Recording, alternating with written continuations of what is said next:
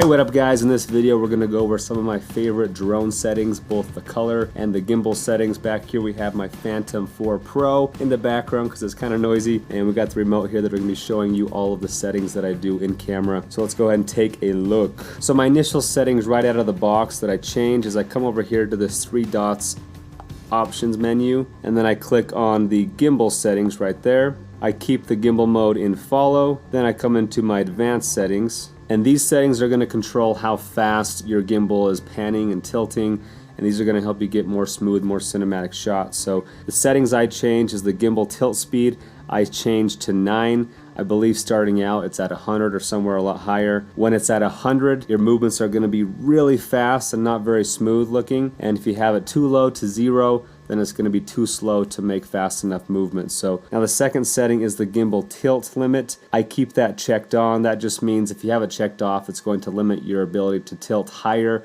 than the horizon. And if you have it turned on, then you can go up. That does make it so that you can see the propellers if you go too high, so just be aware of that. And the next one is the gimbal pan synchronized follow. When this is turned on, it seems like the panning movements are a bit more jittery. So I like to keep this turned off, which allows my panning movements to be much smoother, allowing me to get some nice clean parallax movements. And then the last one is gimbal tilt smooth track.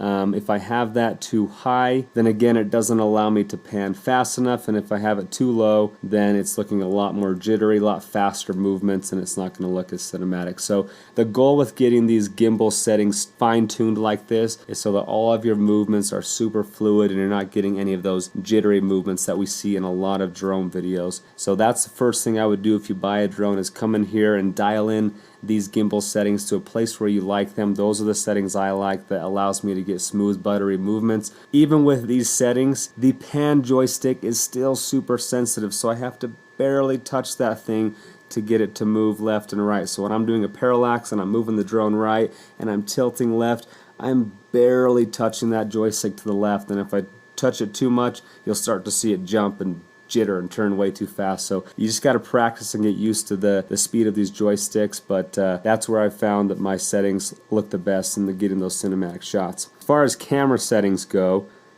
come in here to camera settings, and first I will start with my color style.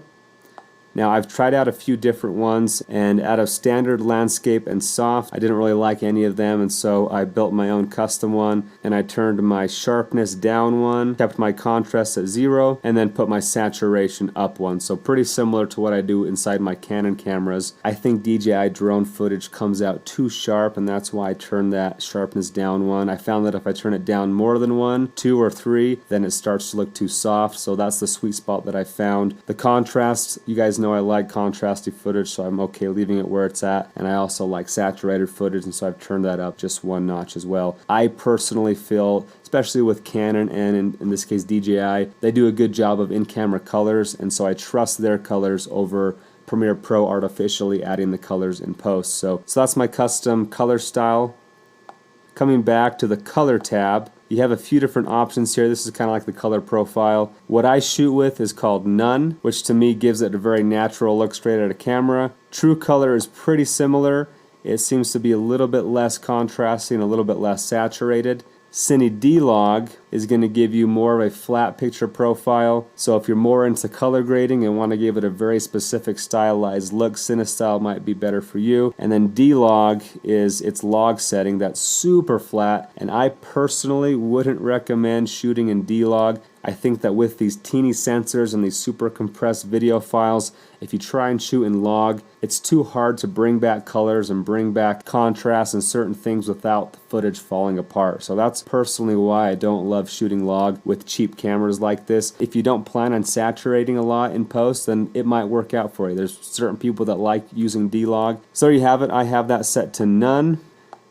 White balance, whenever I'm shooting outside, it's usually set to 5600 Kelvin. Video size, I like to shoot at 4K at 60 frames for a lot of what I shoot. if I plan on slowing it down. If I don't, like for example in my Hyundai car footage I was shooting, I wanted the motion of the car, so I shot it at 24 frames per second, put my shutter speed down to 1/50th to give it a better motion blur. But in order to get my shutter speed that low, I had to put on a polarizer. I use these awesome polarizers from Polar Pro, which you can get for like $100 for a set of 3. You can check that out at kit.com/ParkerWelbeck to see all the exact drone stuff I have, but polarizers are huge to be able to knock down that shutter speed to give it a more cinematic look. As you guys know, I like to keep my ISO low at about 100, keep my shutter speed double the frame rate, and then just adjust my aperture accordingly. Now, you guys know with DSLR footage, I like to keep that aperture nice and low. With drone footage, it's not as big of a deal because you're never really close enough to a subject to get that shallow depth of field, and so I don't really care where the aperture's at. I just adjust that according to the light while keeping my shutter speed double what the frame rate is. But there you have it, guys. That is how I get my drone footage to look the way it does. It also takes a lot of practice to get my shots to look smooth, even though the gimbal settings are set correctly in camera the way I like them. It does take a lot of practice. It does take multiple takes sometimes to get those super buttery smooth, beautiful drone shots. So that's it, guys. If you have any further questions about my drone settings, please let me know.